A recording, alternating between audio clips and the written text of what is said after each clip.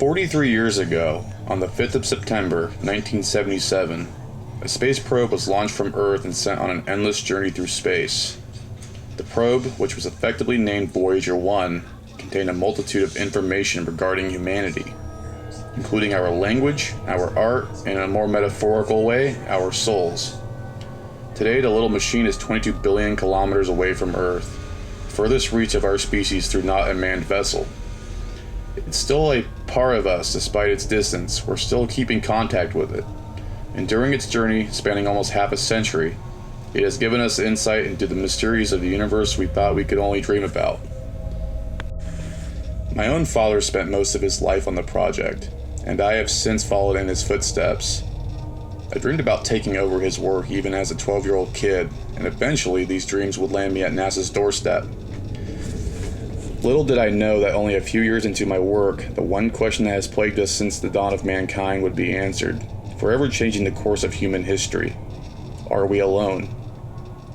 On the 7th of December of 2019, I arrived to the office after I had been called in at 4 in the morning. I immediately noticed the panic that had erupted overnight, with my coworkers scurrying around the office, confused, horrified, but seemingly excited about a picture sent from Voyager 1. The monitors that usually displayed little more than numbers and boring graphs now all showed the same, singular image, that of a blue planet. I approached one of the screens and studied the photograph. In many ways, the planet resembled Earth, with vast blue oceans and split land masses, but none of the continents were recognizable to me. And the clouds hovering above. "Hey, what's the picture?" I repeated. "It came from Voyager 1, he said, barely a whisper. Impossible. The last image sent from Voyager 1 had received in 1990, the famous pale blue dot, an image we'd posted on the wall of our office for inspiration. Since that fateful day, our engineers turned the camera off to save the probe's memory, assuring we could still receive more valuable data in the future. Don't be stupid. That's impossible, I said. They turned the camera off decades ago. Something turned it back on, he said with a shaky voice. His choice of words confused me. Instead of indicating that a person had done it, he said something. "What do you mean? How is that even possible?" "I don't know, but the signal that turned it on came from the planet on the picture. It overrode the system, effectively hijacking the probe." I looked back at the picture, noting its bright surface, an impossible image without nearly a star to light it up. But according to all available data, Voyager 1 should have been several light years away from the nearest star. The signal came from within the Oort cloud, Dan mumbled. "Excuse me?" "I know. It's 300 years ahead of schedule. We rechecked it 5 times. It doesn't make any sense." Before I could ask any further questions, my supervisor called me into the main office. There. He showed me the transmission we'd received from Voyager 1. Apparently it wasn't just the picture, but a sequence of numbers and codes hidden within the radio signal. "Do you know what it means?" I asked after listening to the message sounds about 10 times. "Well, that's why we call you in. We were hoping your father left behind any ideas of his work before he passed away. My dad was a magnificent man, brilliant in his own way, but obsessed with finding the possibility of extraterrestrial life. Throughout the past century, Earth has picked up a multitude of different radio signals, most of them just after effect from collapsing stars and random background radiation. However, among the mess of noise, several coherent messages have been filtered out from the symphony of the universe. The only problem was Then it dawned on me that the last message coming from Voyager 1 wasn't just another random signal sent from a thus far away planet, but a mathematical key that could be used to translate everything we'd received so far.